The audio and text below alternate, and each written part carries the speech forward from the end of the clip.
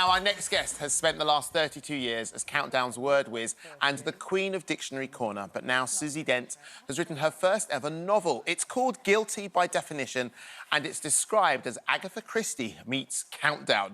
Susie, did you write that line? Not by me. I was going to say, who wrote that line? Because it's a great line. Welcome to Lorraine. Lovely to see you. And you. 32 years on Countdown, by the way. Amazing. I know. I still can't quite believe it. So I wasn't there right from the beginning, but pretty much Right. all the way through. Oh, my life. Look I at know. you. Your hair was so big and red. Oh, sorry. That's sorry. Rula. Sorry. And I was trying to hide behind Rula for most of that first episode, I think. Right. So, look, this is the book here. What made you decide to do fiction? Because you've done countless, 16 books, I think you've done, isn't it? Yes. If you ask Jimmy Carr, he will just say, stop writing. That's pretty much the joke on 8 out of 10 Cats, just Countdown. But, well, do you know, the real sort of parallel that I saw here was that lexicographers, so people who make dictionaries, who document language, we are a bit like detectives. We're word detectives. We kind of dig for evidence. You know, we're looking for records, we're looking for footprints as to when a word came about, where it came from, who said it first. And actually, detective work, crime detection, is not too dissimilar. So there are some lovely parallels there. And also language has got this dark side to it as well, which I thought they might come together really nicely. Well, I think you said a linguistic mystery, not a murder mystery. Yes. So I like that. The main character, is there any of you in that character? There is a lot of me in Martha, yes. So she likes wearing black. She loves German. She lives in her head, which is very much me. And I tried quite hard, actually, not to make her entirely autobiographical. So I did depart from her a little bit. She's not a worrier like me. OK. So that was quite good. There's another character in there called Alex, who I really love as well. So I aspire to be like some of my characters. OK. Did you have, do you think, more fun writing a fictitious book than just doing a factual book? Yeah, it was very different. So it's, you know, if I'd kind of even for 1 second thought moving from non-fiction to fiction would be quite straightforward, I was completely wrong. It's a very, very different set of skills. Plotting, Andy, is so difficult, especially for a mystery, because you have to bring all these threads together. But, do you know, it became a bit of an oasis for me. It was a lovely world to dive into and be with these characters for a while and just take my mind somewhere completely different. So quite refreshing for you. You are obsessed with the English language. You're obsessed with words. Yeah. Am I right in thinking you actually listen to other people's conversations when you can?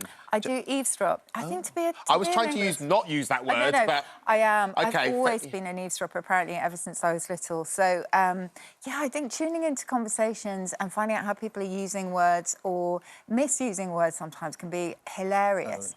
You know, Love Island's good for that. Love Island's good. Love Island's good for a misuse of a word. And also, like is the big thing that everyone complains about in Love Island. But you know what? That goes back to the 18th century. That use of like as a filler. We've been doing that for a long time. But they use really? Yeah. For 1778 is the first record of like as a kind of sandwich word. Oh, nice. Maybe not quite as much as the Love Islanders, but I love Island is actually really interesting because they come up with new uses of existing words like muggy or melt or whatever. Yeah. So, for a linguist, it's really interesting. Oh, my goodness, that's amazing. So, obviously, you don't get nervous. You've done the show for 32 years. I do get nervous. Do you really? Yeah, when the clock starts ticking, my heart starts racing every time. Oh, my... When you hear that... Oh. Yeah, and it's like, boom. Do people do it to you in the supermarket and stuff? Say, hurry up and pay, the clock is ticking. No, they don't actually. But I remember, well, it would be lovely if they did.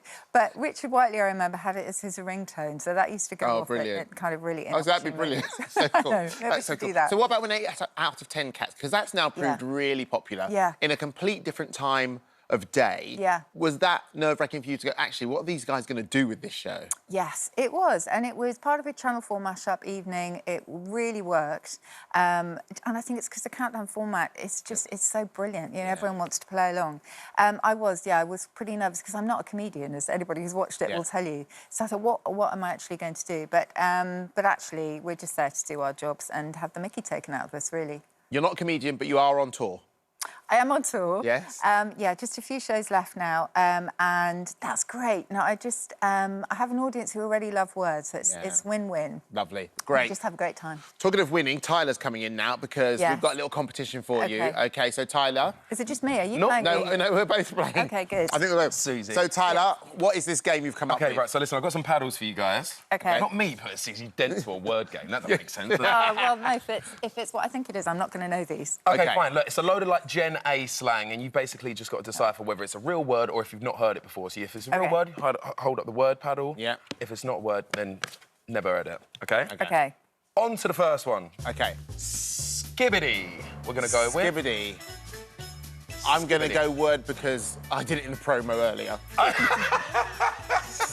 OK. You're going for a word. Do you know what the definition is? Isn't it like cool? Or it's like a approval? Yeah, Okay. smashed it. Yeah? Yeah, Okay. absolutely. Well done. Love that. Solid. Love that. Phantom tax. Phantom tax. Is this a word? Phantom tax. Oh, my life. No. You're saying not heard. You're saying it's a word. Yes. So it's a word. What do you think I phantom do know tax this means? one, but I don't know where it comes from. So it's about taking someone else's food, isn't it? It's to do That's with what? correct. That's what? Eating someone else's food. OK. Like, Taking somebody else's food. But Like why? Phantom tax. Why? There was a streamer called Phantom and basically okay. said about like taking people's food. Amazing. Anyway, Okay. on to the next one. Flirtquake. Yeah? Yeah, I'm going to say yes. You're saying it's a word. You're saying you've never heard of it. It's I not a haven't word. heard of it, but... Flirtquake. Like, oh, I was out last night. That girl, she was flirtquake. Is it real? No. Oh. I thought I thought I got one right. We've got the final one now. Sigma. Pop Sigma. star. I know that's right. You think that's? You There's a think pop that's star right? called Sigma. Okay, yeah, but that doesn't mean that's like a word. My show for 1 hour, my rules. Okay, fine. It sounds like it should... I'm just going to do the opposite. You can say not heard.